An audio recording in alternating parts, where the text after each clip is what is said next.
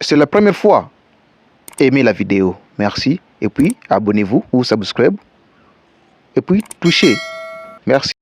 Permettez-moi de réagir à la très brillante prestation de notre frère, le président William Ruto, qui malheureusement s'est un petit peu déplacé, mais également de notre frère, le président Brice Oligui, sur la nécessité d'être unis et les avantages qui en découlent. Je suis un panafricaniste convaincu.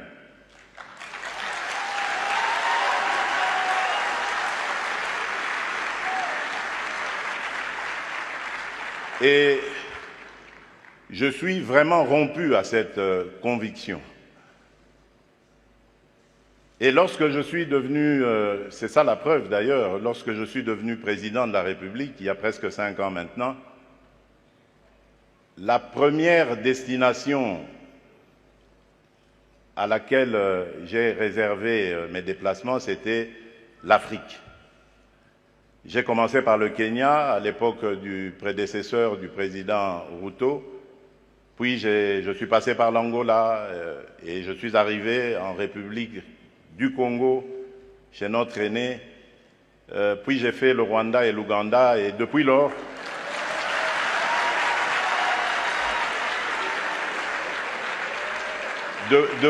depuis lors, j'ai parcouru et visité tous les 9 pays voisins de la République démocratique du Congo.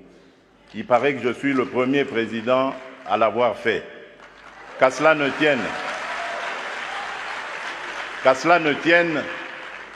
mon but était de parler à tous mes interlocuteurs, mes pairs, de la nécessité que nous avons de vivre en paix, de vivre unis et de développer des projets qui vont être à l'avantage de nos populations respectives.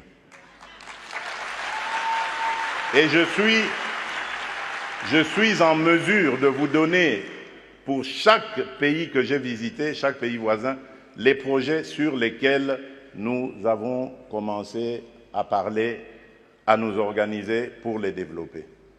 Donc c'est vous dire l'attachement que j'ai à la paix et à l'unité des peuples d'Afrique. Mais, car il y a un mais, et là je voudrais vraiment m'excuser de tempérer un peu l'enthousiasme qui a été le nôtre lorsque nous avons suivi le président Ruto, pour dire, malheureusement, nous sommes loin de la réalité. Parce qu'en ce moment, par exemple, où nous parlons de ce sujet très, très important, hyper important, la conservation de notre biodiversité, de nos forêts, il se passe actuellement dans le parc de Virunga une des réserves naturelles les plus importantes au monde, en forêt et en biodiversité, un activisme armé qui met à mal cet écosystème, qui le détruit. Et cela n'a pas été décidé à Washington, à Paris, à Bruxelles ou à Londres. Ça a été décidé en Afrique, et plus précisément à Kigali.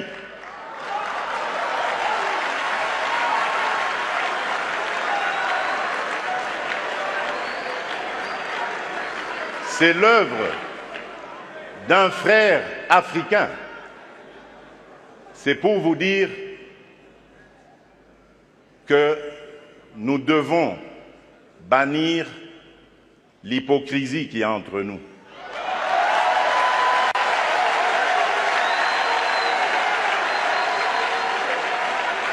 Nous devons bannir des fléaux tels que le tribalisme, la haine de l'autre. Et c'est là, je crois, que nous pourrions parler d'abattre nos barrières, d'effacer les tarifs douaniers, etc. Tout simplement parce que, malgré nos engagements, rappelez-vous, à l'Union africaine, l'horizon 2020 était l'objectif pour faire taire les armes en Afrique.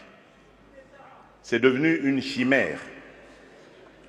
Et nous ne nous en offusquons pas. Nous ne condamnons pas. Et tant que ce sera comme ça, il faudra oublier toutes les bonnes initiatives telles que celles préconisées par le président Ruto. Nous devons avoir le courage de nous regarder entre Africains, les yeux dans les yeux.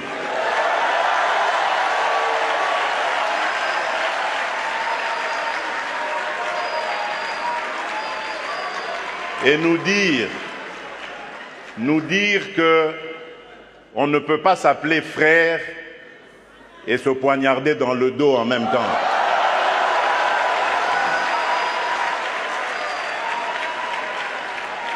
Nous devons arrêter de rejeter nos responsabilités sur les étrangers non africains. La colonisation, ça fait une soixantaine d'années qu'elle allait terminer en Afrique. Ceux qui nous avaient colonisés, divisés, aujourd'hui ils ont compris le sens de la paix. J'en veux pour preuve la France et l'Allemagne, pour ne citer que ces deux pays, qui étaient les meilleurs ennemis dans le passé et qui sont les meilleurs amis aujourd'hui, le moteur de l'Union européenne. Tant que nous ne réfléchirons pas comme ça, eh bien ces gens-là, ces amis, ces partenaires à qui nous rejetons toujours la faute, ils continueront à nous prendre pour des irresponsables, ils ne nous respecteront jamais.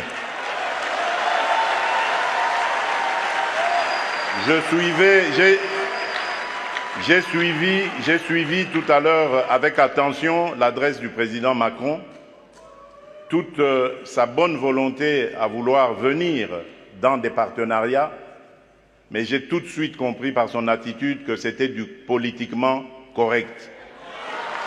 Il n'en croyait pas un mot. Non pas parce que lui est menteur, non, loin de là. Parce que nous ne sommes pas sérieux, et eux le savent. Le jour où nous mettrons fin à ce à quoi nous assistons aujourd'hui, à l'est de la République démocratique du Congo par exemple, des voisins qui viennent semer la pagaille, la mort, la désolation, uniquement dans le but de s'enrichir, de piller les ressources. Le jour où nous mettrons fin à ce genre de comportement, alors oui, là nous aurons compris. Parce que je suis désolé, en tant que président de la République démocratique du Congo et face à ce genre de choses, je ne suis pas tenté de construire des ponts, mais plutôt des murs pour sécuriser ma population. C'est la première fois. Aimez la vidéo. Merci. Et puis, abonnez-vous ou subscribe. Et puis, touchez. Merci beaucoup.